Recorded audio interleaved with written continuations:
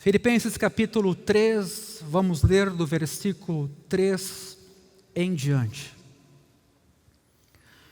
Porque nós é que somos a circuncisão, nós que adoramos a Deus no Espírito e nos gloriamos em Cristo Jesus, em vez de confiarmos na carne.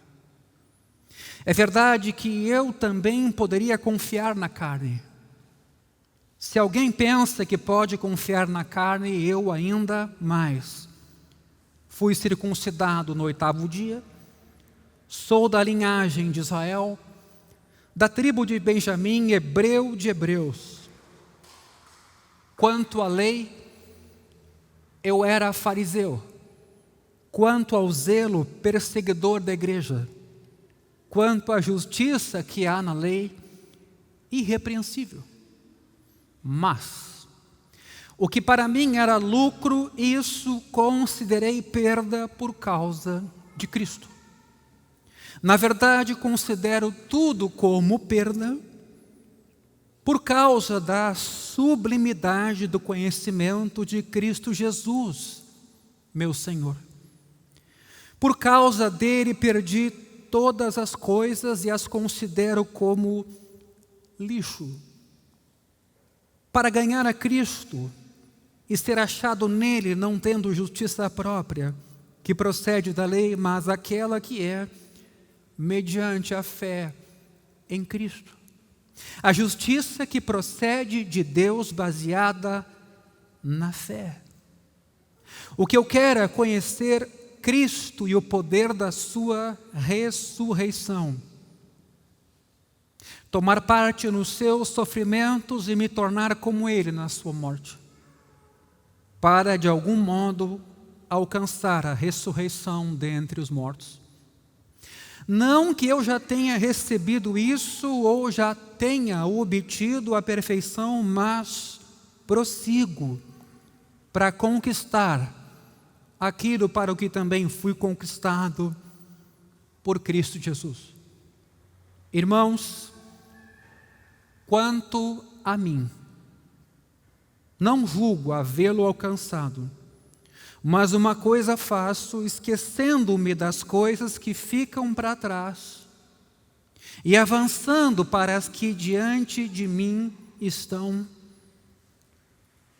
prossigo para o alvo, para o prêmio da soberana vocação de Deus em Cristo Jesus. Pois o tema que eu proponho que falemos na noite de hoje é avivamento, ou uma outra expressão comum, renovação espiritual. E por que falar sobre esse tema e escolher inclusive esse texto para isso? Pois espero que isso fique claro logo a seguir. O que é um avivamento? Quem produz um avivamento? Qual é o caminho para o despertamento espiritual de um cristão?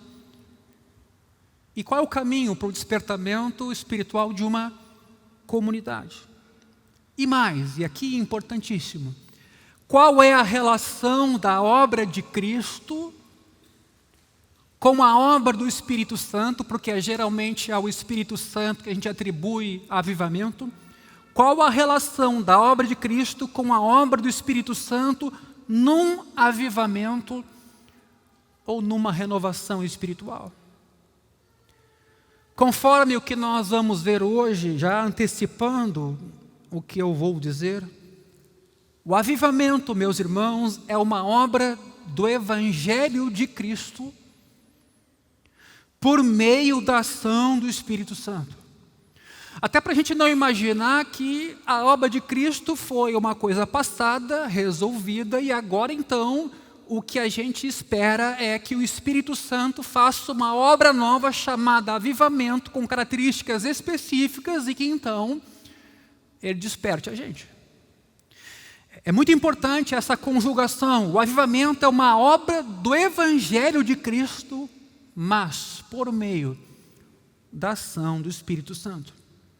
Assim, o avivamento não é nada mais e nada menos do que a renovação espiritual que o Evangelho de Jesus proporciona.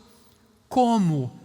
Resgatando os benefícios do Evangelho, quais sejam os benefícios que nos transformam na vida diária de cada um de nós, que afetam o nosso ser e que mudam o nosso comportamento. A renovação pessoal pelo Evangelho de Cristo significa, muito importante, que as doutrinas do Evangelho sobre pecado e graça serão, num avivamento, realmente vividas, experienciadas, e não apenas conhecidas intelectualmente.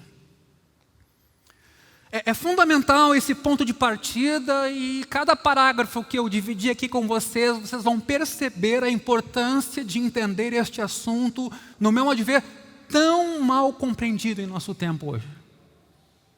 Repito, a renovação pessoal, alguns chamam de avivamento pessoal, individual, por meio do Evangelho de Cristo, significa que as doutrinas do Evangelho sobre pecado e graça não só serão conhecidas intelectualmente, mas serão desfrutadas, experimentadas na vida de cada um de nós.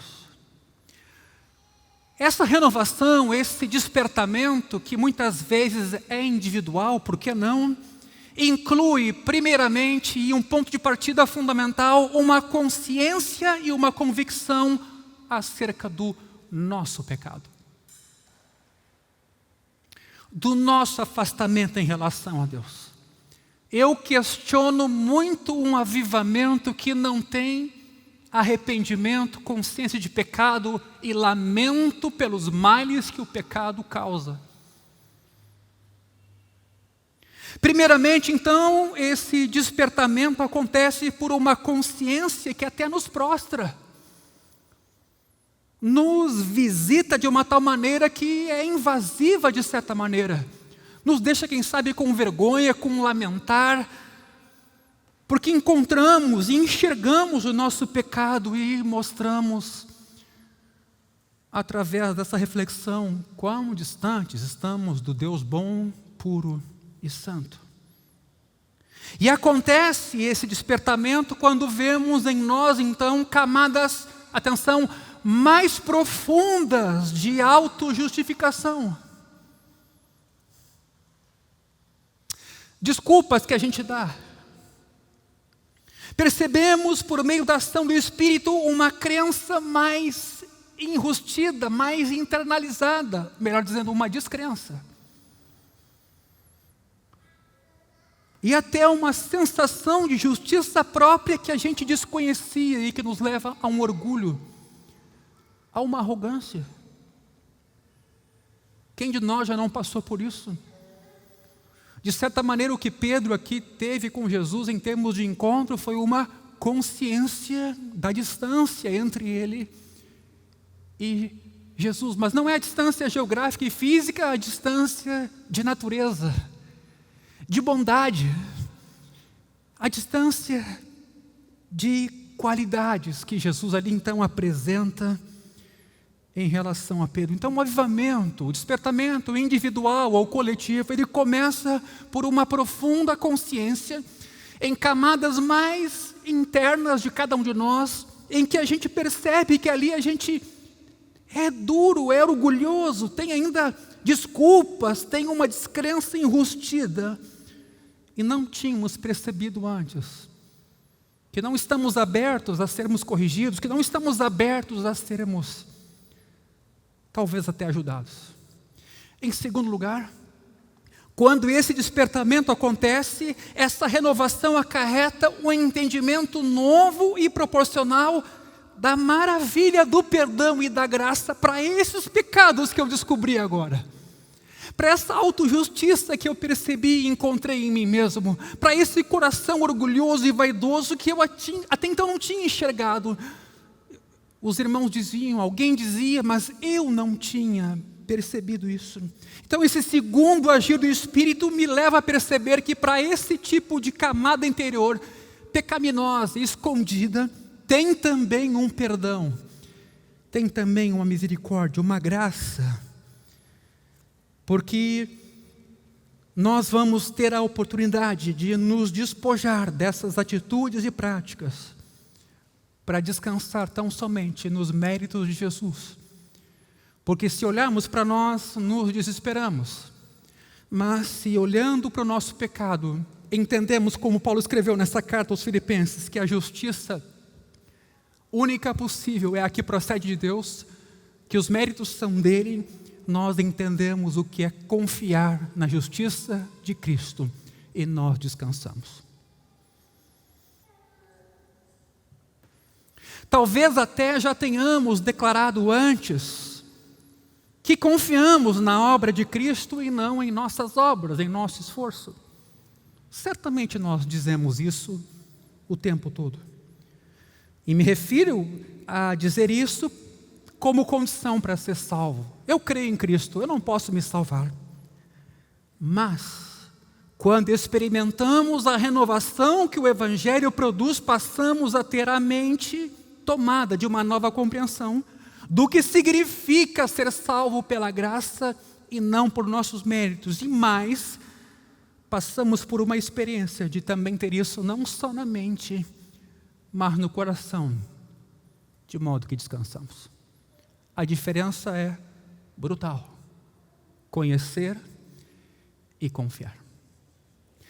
Meus irmãos, a renovação coletiva pelo Evangelho, e aí pensando então num despertamento numa comunidade, numa cidade, num bairro, num país, às vezes chamada avivamento, é um período no qual um grupo inteiro de cristãos experimenta em conjunto a renovação pessoal do Evangelho.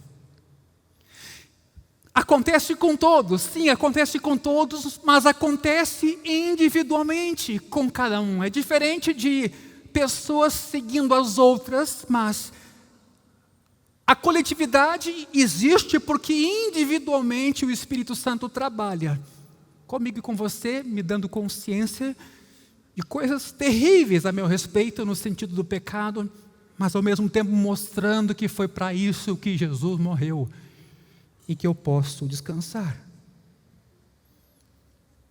Com o passar do tempo, todas as igrejas, não importa quão sólida seja a sua teologia, acabam perdendo de vista a singularidade do Evangelho e caem em práticas que se conformam mais a outras religiões. Esse assunto aqui não é um problema de uma igreja, esse assunto aqui é o nosso problema e é o problema de cada um. Temos a tendência, à medida que as coisas vão andando, de confiar em nós mesmos. O ensino teológico dessas igrejas, então, entre as quais a nossa, perde de vista o papel que cada doutrina desempenha na mensagem do Evangelho e sua instrução moral não finca raízes na obra consumada e na graça de Cristo e nem é motivada por ela.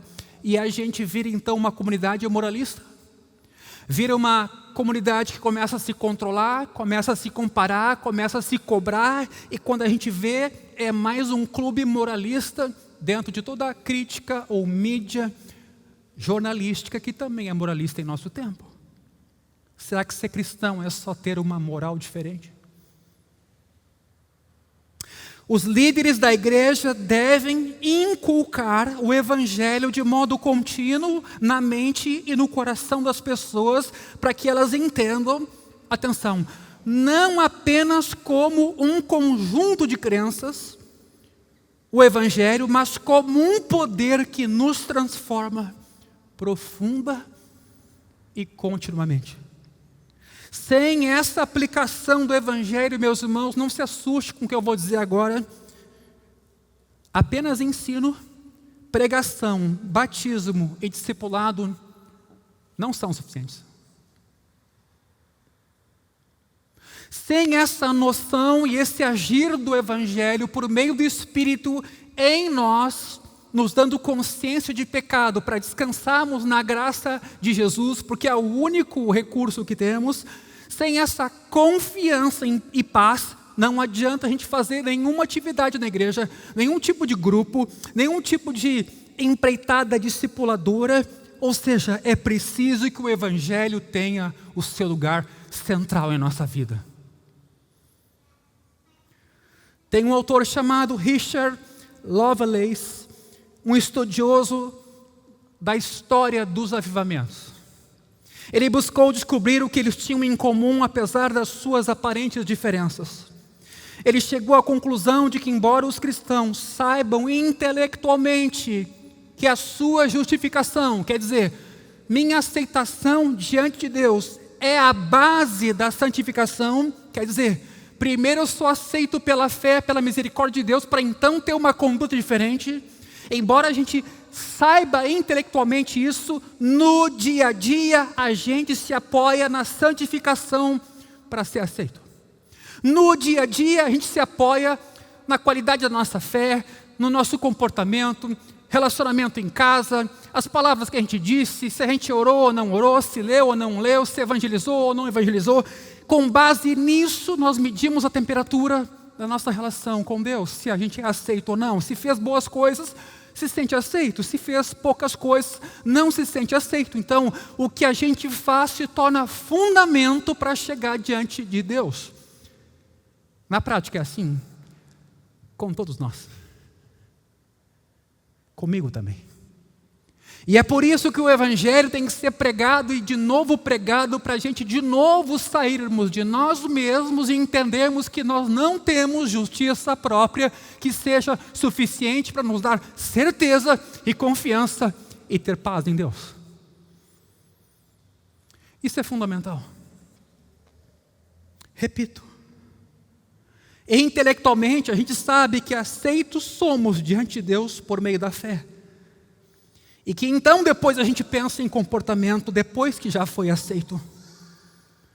Mas a verdade é que no dia a dia a gente olha para o que faz e depois então pensa se vai ser aceito. Nós acabamos extraindo a segurança de sermos aceitos por Deus na nossa sinceridade. Nós extraímos da nossa experiência passada de conversão. Eu sou crente, então eu participo da ceia. Nós colocamos a confiança no nosso desempenho religioso. E é por isso que a gente vive oscilações de todo tipo. Medo, dúvida, desânimo e cansaço. Em outras palavras, isso é muito importante, os avivamentos e as renovações são necessários porque o coração humano está, por natureza, firmado numa justiça baseada nas obras. Não é o Christian, não é o Paulo, não é o João, nós somos assim. Os avivamentos, os despertamentos, a ação do Espírito Santo em nós são necessários e continuamente necessários, porque a tendência do coração pecaminoso é firmar-se, fundamentar-se no que a gente faz ou é, para imaginar que é aceito diante de Deus. Normalmente não vivemos como se o Evangelho fosse verdade, tal como ele se apresenta. Vivemos como se o Evangelho fosse melhorar a nossa vida. Não vivemos como se o Evangelho fosse quem nos salva de verdade. Repito, todos nós. É comum que os cristãos acreditem intelectualmente assim: Jesus me aceita, portanto, vou viver corretamente. Mas o coração e as atitudes praticamente funcionam num princípio diferente. Vivo corretamente, então Jesus gosta de mim, me aceita. Queridos, essa inversão resulta, em primeiro lugar, em presunção. Por quê? Porque se acharmos que estamos vivendo à altura dos padrões de Deus, que é a primeira opção, estamos revelando uma cegueira profunda não estamos enxergando o nosso próprio pecado, que não foi qualquer coisa que trouxe Jesus à cruz para morrer por nós. A primeira característica, então, dessa cegueira nossa a respeito de nós mesmos, ou a confiança que temos no que fazemos para sermos aceitos, a primeira situação que se cria é presunção, porque a gente é capaz de pensar que merece ser abençoado, porque tem vivido de forma boa, justa e piedosa.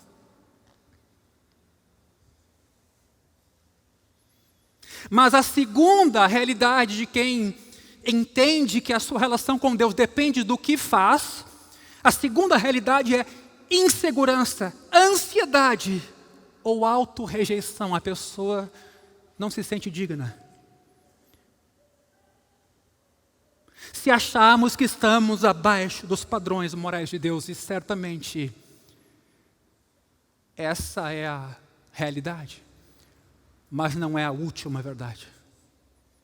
Ou seja, nos dois casos, ou se a gente é presunçoso, ou se a gente é inseguro, os resultados são uma tendência de a gente se autodefender. Ou porque a gente se vitimiza, ou porque a gente se entende justo e bom e com nada a reparar. Nossa consequência, em termos de atitude, por causa desse problema, é ter um espírito crítico. Existe um espírito crítico que é um criticismo positivo, que é aquele que não se deixa levar por tudo o que se diz, que analisa, que enfatiza, mas existe um criticar negativista que consegue ver nos outros o mal porque ele conhece os seus males, então ele identifica nos outros também os mesmos males. Isso é perverso. As consequências, então, dessas duas atitudes, presunção ou insegurança, porque confiamos no que fazemos para sermos aceitos, é uma luta por se defender, um espírito crítico, um etnocentrismo racial. Achamos que a gente é de uma família melhor do que os outros, de uma raça melhor do que os outros, e ficamos, então, por causa disso tudo, avessos à mudança e acabamos embarcando em morte espiritual. Secamos, desanimamos. Isso acontece de forma individual ou coletiva. Em vívido contraste, o evangelho da graça pura e simples, oferecido aos pecadores que não têm esperança, primeiro, humilha o pecador, mas consola como última palavra. Ele não vai esconder a realidade, ele não vai fazer uma ação política e falaciosa, ele vai mostrar que é grave a situação, que é de morte o diagnóstico, mas essa não é a última palavra, existe um perdão, que é o perdão do evangelho para essa pessoa. Então, o evangelho da graça humilhará o pecador, mas vai consolá-lo ao final. E quais são os resultados disso? Eu quero que você guarde muito bem o que eu vou dizer aqui agora, porque esse é o processo de Deus na nossa vida. Os resultados de quem é visitado por esse evangelho, que é humilhado, mas que é consolado, são alegria, prontidão em admitir os erros, benevolência para com todos e ausência de egocentrismo. Eu diria que esse é o estado ideal do que o evangelho produziu e deseja enxergar em sua igreja, mas embora a gente seja esse ser humano pecador que luta contra essa realidade, nós temos aqui um alvo a perseguir, uma confiança de coração nos méritos de Jesus, e uma confiança de que toda correção que Ele executa é porque ama e porque a gente não pode se salvar ou se aperfeiçoar, a gente é carente da graça de Deus. Por não acreditarmos no Evangelho de forma realmente profunda, ou seja, por vivermos como se nós mesmos fôssemos os nossos salvadores, eu vou repetir isso, porque, embora com a boca a gente não diga, mas na prática é o que nós pensamos, o nosso coração descobre algumas maneiras de agir. Uma delas, a gente rejeita a doutrina ou reorganiza ela, ou a gente abraça a doutrina mentalmente, enquanto na prática confia e descansa na nossa bondade moral ou na nossa bagagem doutrinária. É o que eu chamo aqui de ortodoxia morta. Tudo está bem encaminhadinho, as doutrinas bem amarradas, como se fosse numa biblioteca ou num gaveteiro, cada doutrina dentro da sua gaveta. O resultado, queridos, é que indivíduos e igrejas acabam experimentando assim, e essa frase não pode ser mais a verdadeira, acabam experimentando assim, uma lenta morte, uma morte espiritual, no passar dos anos, a não ser que essa morte seja detida por algum tipo de renovação, despertamento, que é esse agir então do Evangelho, que me mostra quem eu sou, mas me mostra também quem Deus é para mim. O avivamento pode se espalhar, alcançando toda uma região, um país, pode ter uma abrangência menor também, influenciando apenas uma congregação ou quem sabe parte dela. Pode ser também bastante suave e tranquilo, ou pode ser muito ruidoso, impactante. Mas todos os avivamentos são períodos em que as ações comuns do Espírito Santo são intensificadas, e grandemente intensificadas. No avivamento, os meios comuns de graça, pregação do Evangelho, oração, comunhão, o próprio culto, a ceia, esses meios de graça produzem uma grande onda de novas pessoas famintas, novas pessoas interessadas, pecadores, não são melhores do que ninguém, mas pecadores arrependidos e crentes renovados. O crescimento que inevitavelmente acontece não pode ser explicado. Eu queria que você guardasse muito isso no seu coração hoje à noite.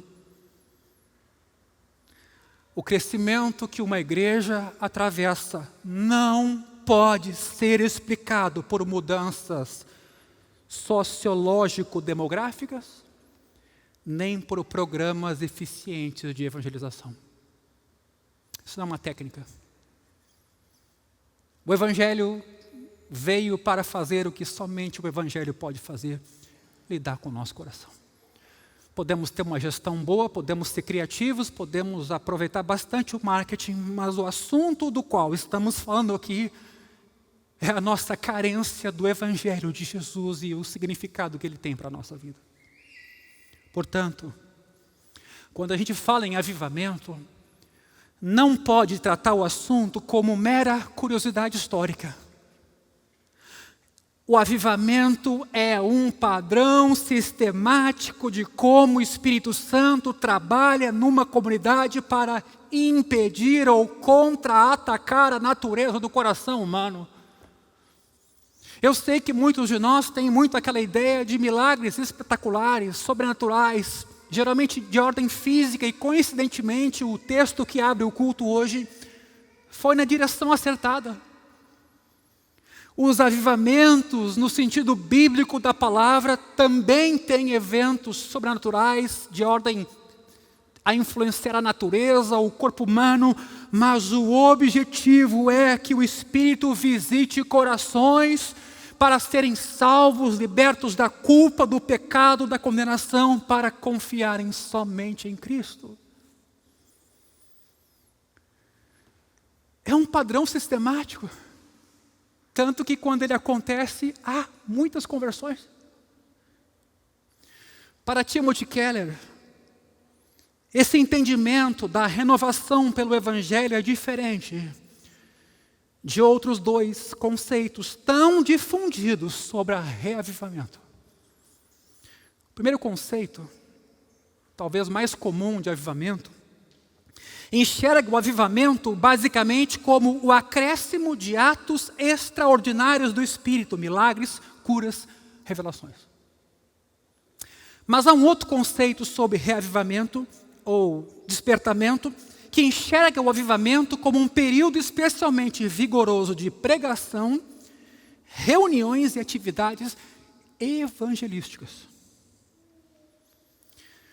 O interessante é que o Keller, e aproveitando inclusive a morte dele, ele defende uma coisa diferente. Ele defende que a renovação ou o avivamento pelo Evangelho é uma intensificação da atuação normal. Porque extraordinário daria a ideia de que isso não é sistemático. Por exemplo, há quem diga que os milagres acabaram, se restringiram ao primeiro século, chamados cessacionistas, pois avivamento no sentido bíblico não é uma coisa extraordinária a um período, a uma geografia, mas é uma atuação sistemática, contínua de Deus visitando corações. E claro que num avivamento isso é intensificado, a atuação normal do Espírito de converter, dar a convicção de pecado, regenerar e santificar é intensificada em períodos de reavivamento. Por intermédio de meios comuns, a pregação, a oração, os sacramentos. Não é possível relatar aqui a história completa dos avivamentos, evidentemente. Sabemos que muitas vezes os avivamentos causaram mudanças poderosas numa sociedade. O avivamento mais famoso da história americana, o chamado Grande Despertamento, do início até meados do século XVIII, causou enorme impacto na cultura, tanto da Grã-Bretanha como dos Estados Unidos. E claro, outros avivamentos aconteceram ao redor do mundo e famosos também. No decorrer da história, os avivamentos também geraram, e aqui é muito importante, muitas críticas e suspeitas. Quando o pastor William Sprague, em Nova York, publicou em 1832 palestras sobre o reavivamento, ele dedicou mais tempo defendendo os avivamentos, respondendo a objeções e críticas que se faziam a esse mover. Ele abordou os questionamentos de que os avivamentos eram modernismos, essa era a crítica mais comum. E estavam os avivamentos em desacordo com a Bíblia, que levavam a excessos emocionais, ao fanatismo, separavam famílias e prejudicavam até o pastor da comunidade local. Preste bem atenção, porque eu vou tentar mostrar uma solução para essa crítica. É importante destacar novamente que o avivamento não é uma curiosidade histórica. É um padrão sistemático de como o Espírito Santo trabalha numa comunidade para impedir ou contra-atacar a natureza do coração humano pecador. Essa última acusação que eu acabei de citar, de que o avivamento prejudica as comunidades estabelecidas e o cuidado dessas comunidades, é a que perdura até o nosso tempo. Para examiná-lo é preciso analisar as condições em que se deram esses avivamentos desde o seu começo. Antes do século XVIII, a pessoa se tornava cristã, sabe como? É diferente de hoje. Ela se tornava cristã por um processo coletivo, gradual, formal e centrado na igreja local. Geralmente o bebê era apresentado por sua família para ser batizado. Seguia-se então um longo período de catequese sobre o histórico de crenças daquela igreja, das suas tradições. Por fim, esperava-se que a criança participasse da ceia do Senhor com plenos direitos de comungante, de participante. Os casamentos e funerais na igreja também eram marcos significativos daquela comunidade. Todos observados pelos familiares na presença da congregação e seguindo formas tradicionais que uniam todos os participantes à vida dos crentes, dos seus pais, dos seus avós. A fé era herdada e depois confirmada pessoalmente pelo indivíduo por meio de um processo comunitário que envolvia apoio, aprovação da família, da igreja e dos pastores. E aí veio a Revolução Industrial, trazendo profundas mudanças sociais no mundo. Muitas pessoas saíram para as grandes cidades para trabalhar nas fábricas, o que levou elas para longe de suas igrejas e cidades pequenas, nas quais todos se conheciam, e lá nessas pequenas cidades, vilarejos, os padrões de comportamento e participação nas instituições locais eram quase que inevitáveis.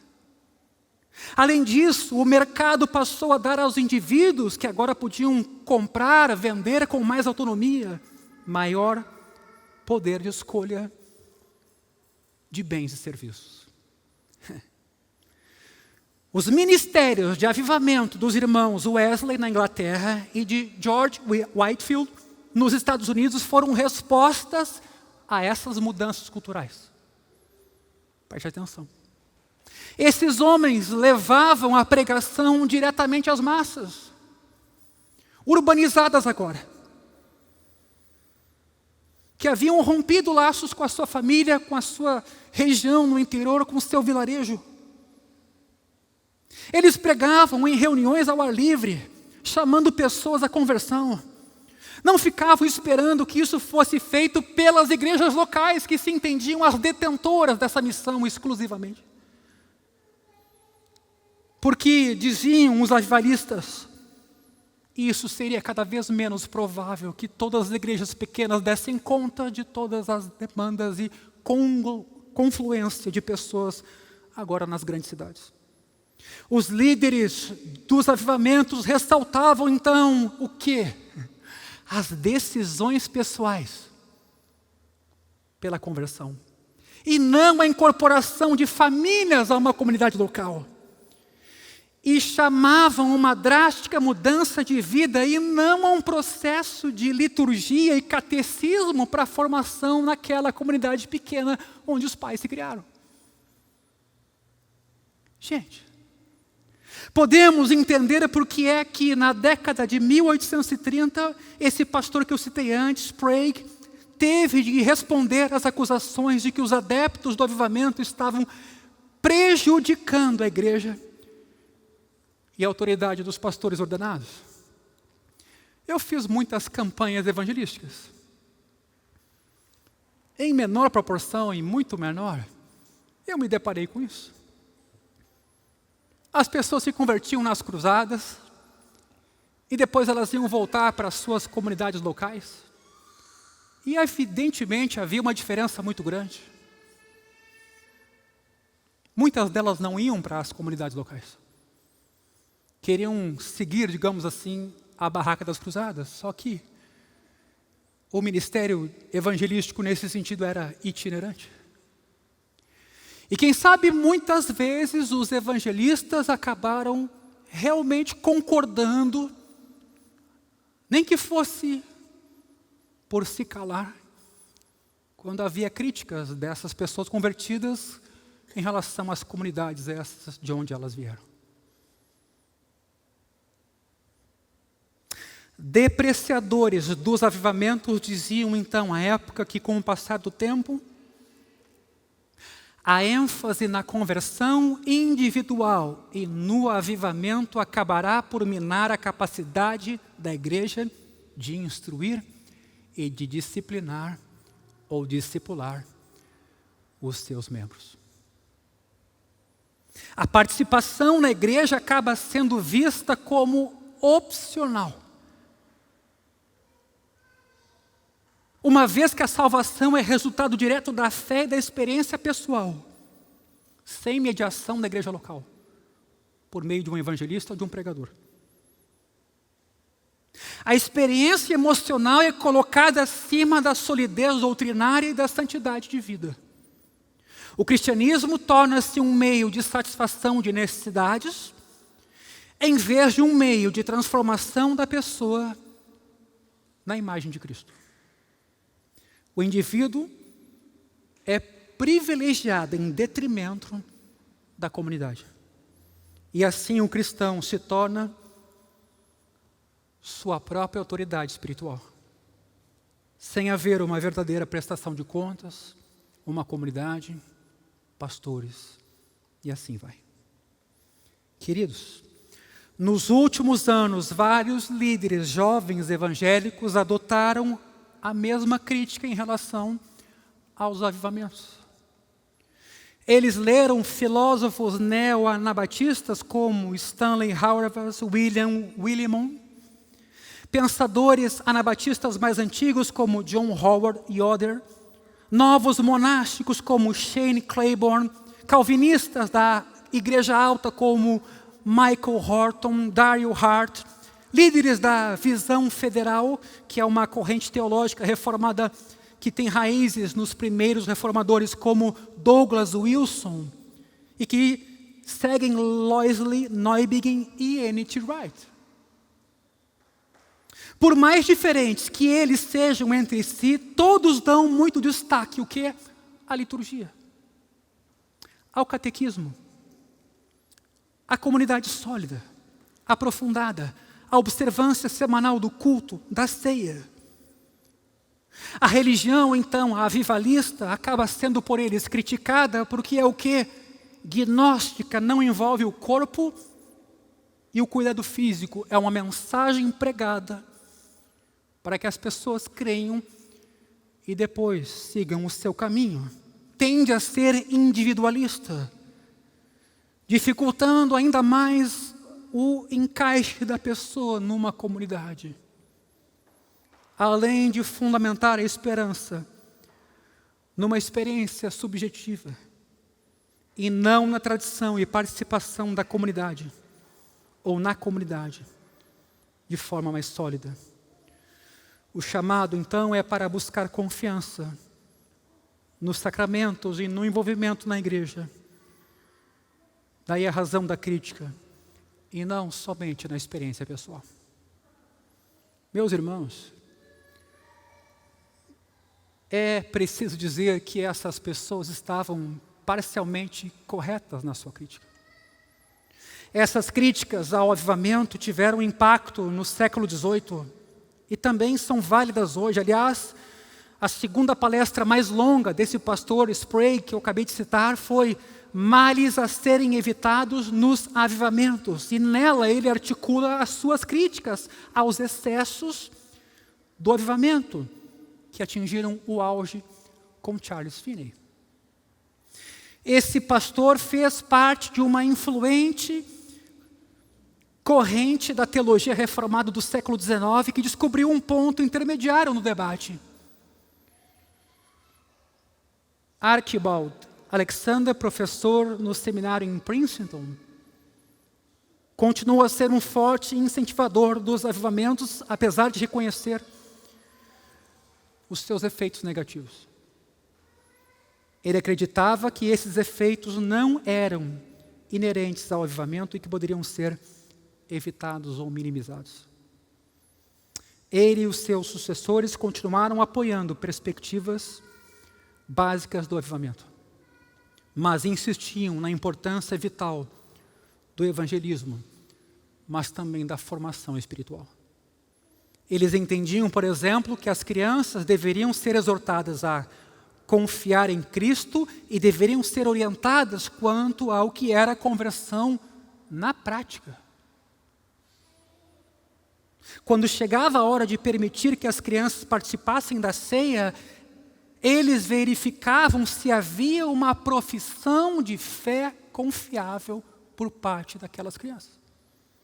Em vez de simplesmente aceitar qualquer criança que tivesse completado as instruções formais da igreja. Embora continuassem sustentando a importância da igreja no processo de formação espiritual, eles também viam o importante: a pregação, o ensino da mensagem do Evangelho, como até os nossos dias. Queridos, o mesmo debate continua hoje, pois os perigos do avivamento desequilibrado continuam visíveis mesmo em nosso tempo. O avivamento extremo certamente é individualista demais. Por quê?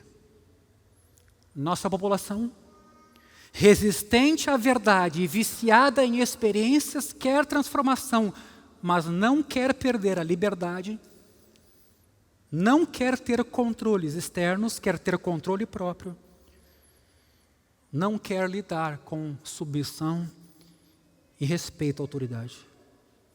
Muitos convertidos parecem decidir-se por Cristo, mas perdem o entusiasmo porque lhes são oferecidos programas muito rápidos de acompanhamento e grupos pequenos de comunhão, em vez de uma experiência de comunidade duradoura.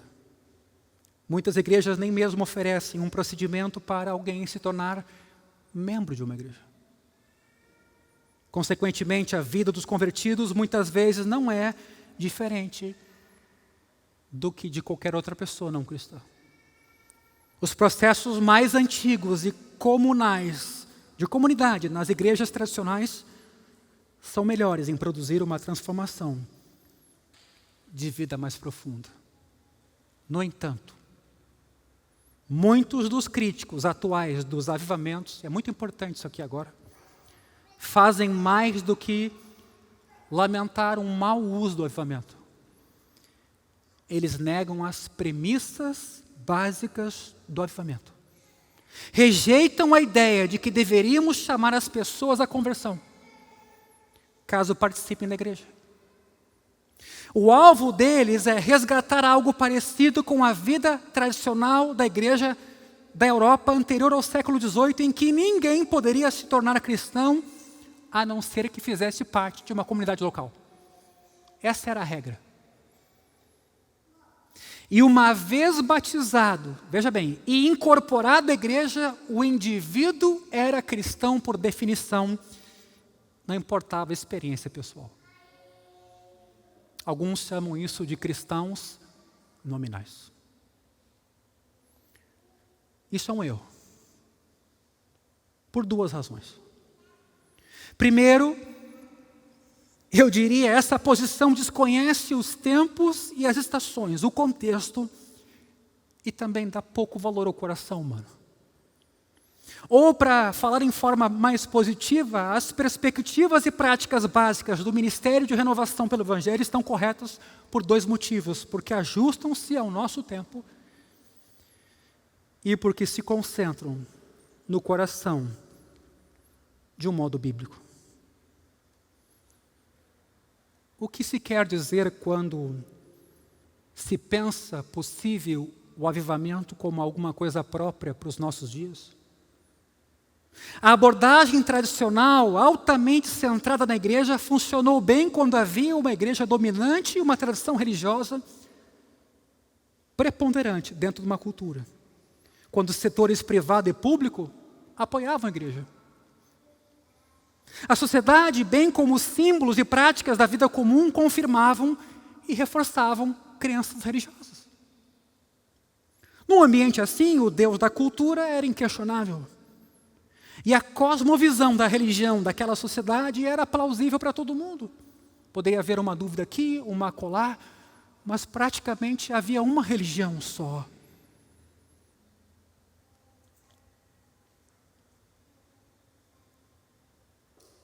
O modelo tradicional também dependia do fato de não haver muitas igrejas à disposição. Denominações ou religiões alternativas não existiam. Os cidadãos podiam ser ativos na fé herdada da sociedade ou da paróquia local, ou podiam ser inativos. Mas essas duas eram as únicas opções de verdade. O problema é que esse modelo centrado na igreja entrou em declínio quando pessoas foram adquirindo mobilidade e a sociedade foi mudando aos poucos para um pluralismo. Foi na América do Norte que as igrejas tiveram pela primeira vez que fazer apelo, chamar à frente para crer em Jesus aos seus convertidos. Não foi sempre assim. A igreja começou a perceber que os seus membros eram membros nominais, que eventualmente tinham sido catequizados, passados todos eles por avaliação e monitoria e discipulado, conheciam o catecismo e a doutrina, tudo muito bem articulado, mas a fé de confiar em Cristo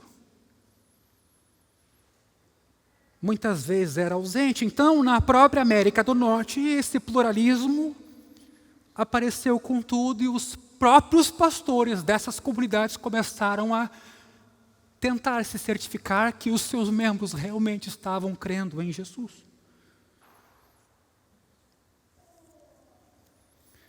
Por que eu digo isso? Mark Knoll, um historiador conhecido, diz que os americanos só iam à igreja se queriam. Agora, avancemos o calendário alguns séculos e cheguemos às sociedades pluralistas de hoje, nas quais nem todas as organizações importantes da vida pública convergem por uma crença unificada. Olha onde a gente está hoje. Ninguém mais herda um sistema de crenças como acontecia antigamente. As pessoas escolhem entre conjuntos de crenças e pontos de vista que competem entre si e têm que ser convencidas por meio de um apelo individual a fazer a sua escolha por Jesus.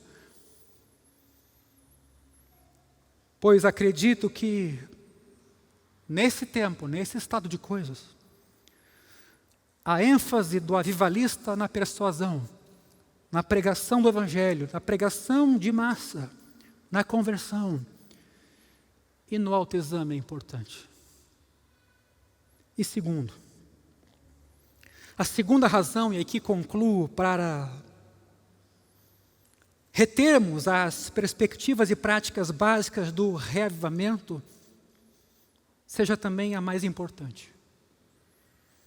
A perspectiva essencial do avivamento, que a salvação está relacionada com o coração, está bem evidente na Bíblia. Veja Romanos capítulo 10, versículo 9.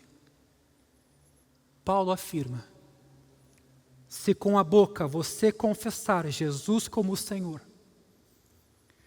e em seu coração crer que Deus o ressuscitou dentre os mortos, você será salvo. Segundo praticamente todos os comentários a respeito deste texto, ele significa que não basta concordar intelectualmente com a verdade cristã, se com a boca confessar. É preciso também a fé, a confiança pessoal,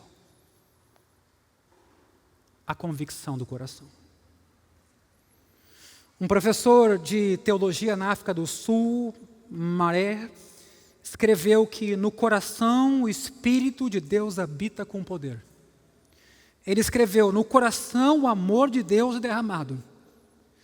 Ele escreveu: o Espírito do Filho de Deus foi enviado ao coração, em Gálatas 4:6. O selo do Espírito foi colocado no coração, em 2 Coríntios 1:22. Quer dizer, na obra da graça, portanto, o coração ocupa a posição singular. Quando a Bíblia, meus irmãos, fala em coração, isso envolve mais do que simplesmente nossas emoções. É verdade que sentimos emoções no coração, mas também pensamos e raciocinamos com o coração. Lembra Jesus dizendo aos religiosos, quando foi curar o paralítico: por que vocês estão pensando essas coisas em seu coração? a gente age com o coração. Eclesiastes 10:2 diz que o coração do sábio se inclina para o bem, mas o coração do tolo se inclina para o mal. Ou seja, o coração é o âmago da nossa personalidade. O trono dos nossos compromissos fundamentais, o centro de controle em nossa vida. O que está no coração determina o que pensamos, fazemos e sentimos, uma vez que a mente, a vontade e a emoção estão ali no coração enraizado. Paulo afirma em Romanos 10, 9 a 10, que não basta entendimento, concordância racional sobre a verdade da Bíblia. Mas eles são necessários. A fé salvadora nunca é inferior à concordância intelectual, mas é sempre maior do que ela. Porque a fé une entendimento com convicção e confiança do coração. Como exemplo da pregação de avivamento nesses termos, dirigida ao coração, lembre do chamado de Jeremias aos israelitas e o seu convite. Circuncidem o coração. Jeremias 4:4. Os ouvintes de Jeremias apresentavam o sinal externo da aliança, eles eram circuncidados. Mas o profeta advertiu que não tinham a realidade interior de um coração novo. O rito da circuncisão era sinal de que a pessoa fazia parte daquela comunidade. Era como o batismo na igreja. Qualquer um que fosse circuncidado havia sido visivelmente incorporado à comunidade. Mesmo assim, de acordo com Jeremias, as exigências eram mais do que apenas sinais exteriores. A salvação lidava com a remoção do coração de pedra. O coração precisava ser purificado e colocar a sua confiança em Deus. Meus irmãos, o Novo Testamento vai na mesma direção, distinguindo exterior e interior. Em Romanos, Paulo estabelece muitos que eram membros exteriormente do povo da aliança, não eram interiormente. Ele escreveu em Romanos 2, porque circuncisão é a do coração, realizada pelo Espírito. Em sua carta aos Filipenses, o texto que acabamos de ler, Paulo afirma que em Cristo somos a verdadeira circuncisão. Nós os que servimos a Deus em Espírito. Aqui, meus irmãos, o apóstolo une a conversão cristã à circuncisão do coração mencionada pelos profetas. Nesse capítulo fala Paulo de quanto confiava na obediência à lei e nos méritos morais. Depois da sua conversão, ele chega a escrever: não confio mais na carne. Ele fala de como no passado lhe faltava essa realidade espiritual interior. A renovação e a mudança de coração na vida de Paulo só ocorreram quando ele transferiu sua confiança da obediência à lei para a justiça imputada por Cristo, de modo então a ter ousadia confiante perante Deus. Quando Jesus diz a um líder religioso que ele precisava nascer de novo pelo Espírito, estava fazendo a mesma exortação que Jeremias fez ao conclamar o povo a circuncidar o coração.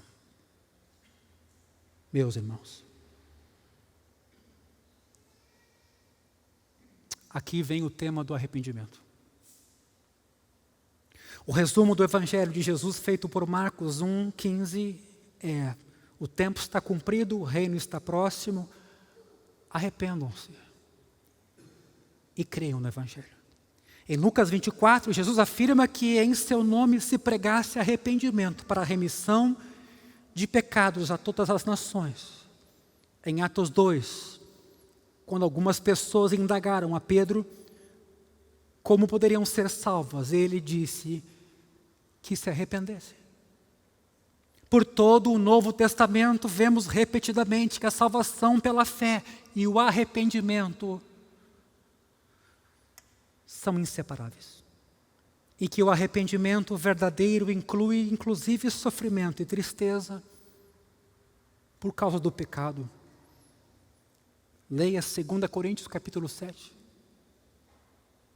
O arrependimento ali nos mostra dedicação, indignação, e o versículo usa ainda uma variedade de termos para mostrar que o arrependimento é uma experiência profunda que toca a mente, a vontade e as emoções. O arrependimento muda o coração.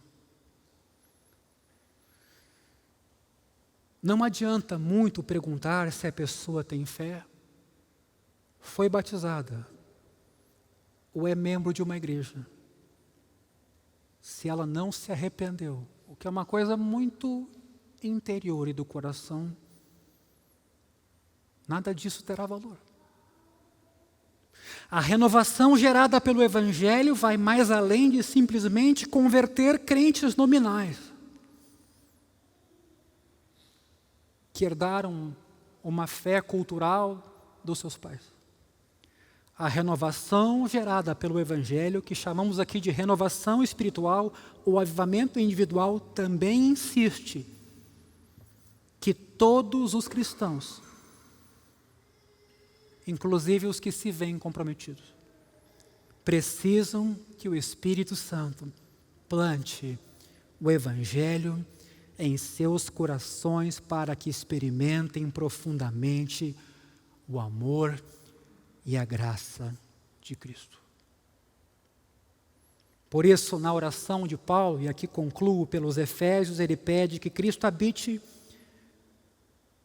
no coração dos seus leitores, que eles sejam tomados de toda a plenitude de Deus.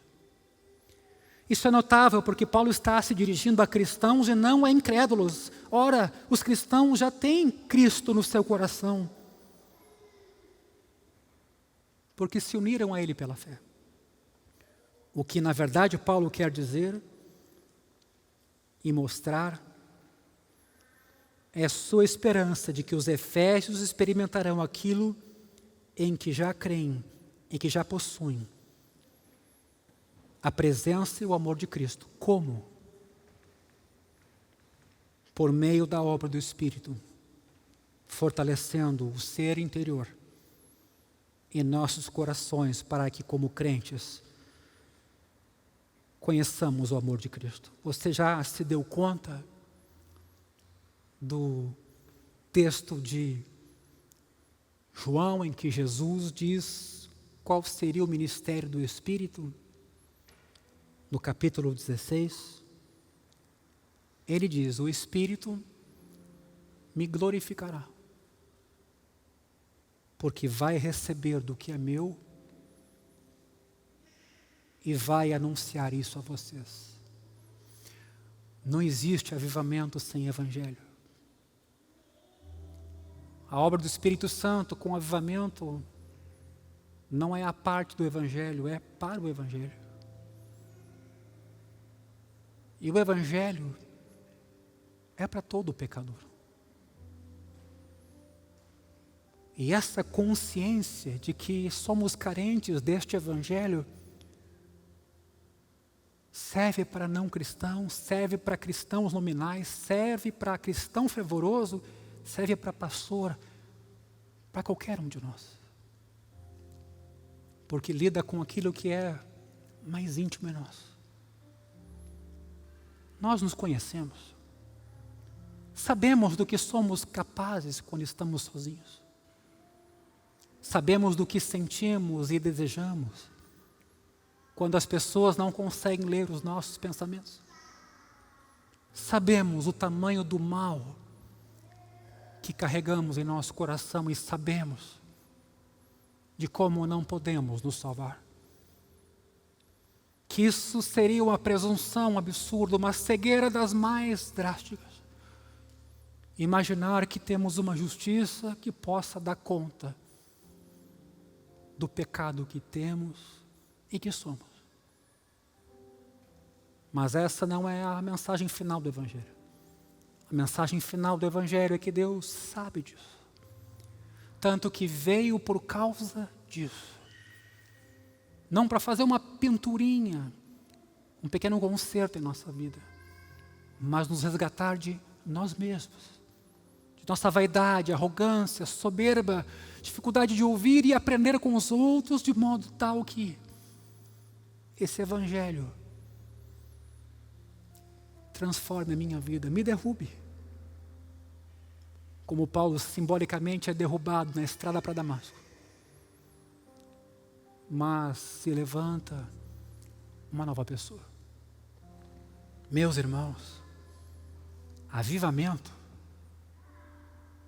com todo respeito a tudo que eu já vi, avivamento é isso. É o poder do Evangelho sendo colocado à disposição de seres humanos que Deus criou de forma autônoma. E por meio desse Evangelho, esses seres humanos sendo trazidos de volta ao Criador. Sendo convidados diante dos pecados que carregam a um perdão maior do que o pecado cometido. Porque onde abundou o pecado, a graça foi maior. É sobre isso que a gente fala em toda a ceia. Eventualmente, na prática, a gente pega os elementos e imagina que a nossa semana já nem foi tão ruim assim, então a gente se sente digno. Come do pão, bebe do cálice, como se a verdade, a grande verdade, é que nós não temos moral, justiça, bondade, pureza e virtude que nos dê condições de nos aproximarmos de Deus. Ao contrário, Deus é quem desceu a nossa condição e enviou o seu Espírito para glorificar o Filho e a sua obra. Não se separa avivamento da obra do Evangelho. Aí nós vamos ter uma caricatura, vamos ter um espantalho. O termo anunciará o que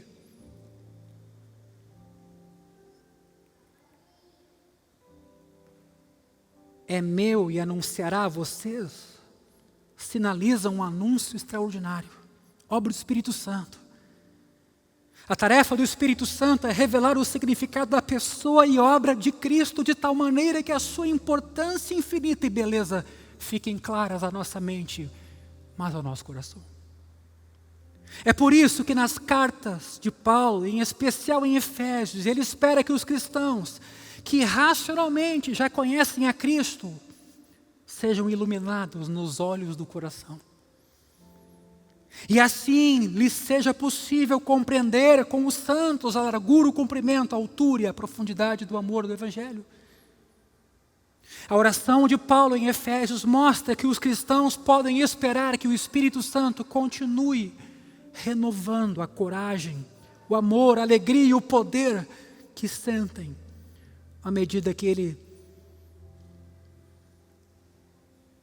transforma uma mera crença nas coisas que Jesus tem feito e passamos nós a experimentá-las pela obra do Espírito. Martinho Lutero, quando comentou a carta aos Gálatas, capítulo 2, afirmou assim: o Evangelho é o artigo principal de toda a doutrina cristã. Assim, ele escreveu, é importantíssimo que conheçamos bem esse artigo, depois que o ensinemos às pessoas. E que martelemos esse Evangelho na cabeça delas. Martelar aqui no sentido de insistir. Se fosse natural ou até mesmo possível que o nosso coração agisse sempre de forma autônoma, natural, com base nessa verdade, não seria preciso martelar o Evangelho. A gente vai rapidinho confiar em nós mesmos, em nossa justiça. Por isso precisamos, sim, da pessoa do Espírito Santo, de um ministério de renovação pelo poder do Espírito Santo que traga o Evangelho a uma experiência real. Não só quando a gente está estudando ou lendo um livro, mas quando a gente está vivendo com a esposa, com o marido, com os filhos, começando uma semana. Meus irmãos, nós precisamos desse despertamento individual, comunitário, que o Espírito Santo, graças ao Pai, está incumbido de fazer. Mas ele aponta todo para Cristo. Então baixa a tua cabeça esta noite.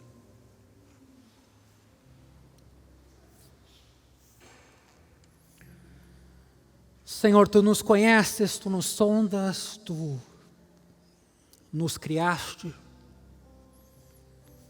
Sabes muito bem de nossa realidade, não só coletiva, mas individual. Sabes do estrago que nossos pecados fizeram. Sabes da vaidade, da arrogância, da atitude crítica, incrédula, emocionalmente instável, das dúvidas que sobem ao nosso coração e a todo momento nos tentam.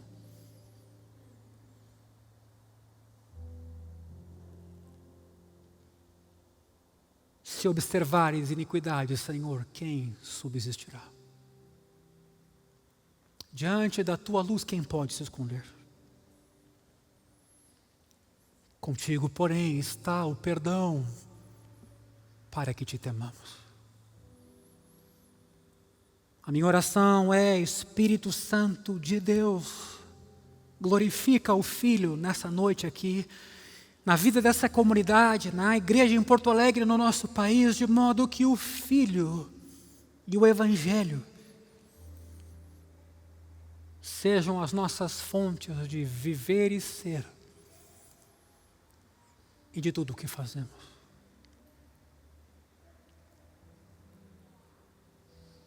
E nesse sentido, Senhor, nossa fé parece bem oscilante, mas a Tua obra é firme e inabalável. A nossa fé é grande ou pequena, maior ou menor, mas o objeto da nossa fé é o mesmo ontem, hoje e o será eternamente. Por isso, nessa noite, visita o meu irmão, ó Pai. Visita a minha irmã, visita o meu coração, descortina o meu entendimento e aquelas camadas mais profundas da minha alma e do meu coração, que me enganam, que me seduzem, que não me fazem ver o quanto eu sou dependente da Tua graça e da Tua bondade. Abençoa o meu irmão aqui hoje à noite, desde as crianças até os mais velhos, e que o Teu Evangelho seja o nosso alimento em todo o tempo, mesmo diante da morte, porque outros braços poderão nos segurar. Quando todos os cordões se romperem, quando todos os fios se destruírem, que outros braços estarão estendidos para nos segurar.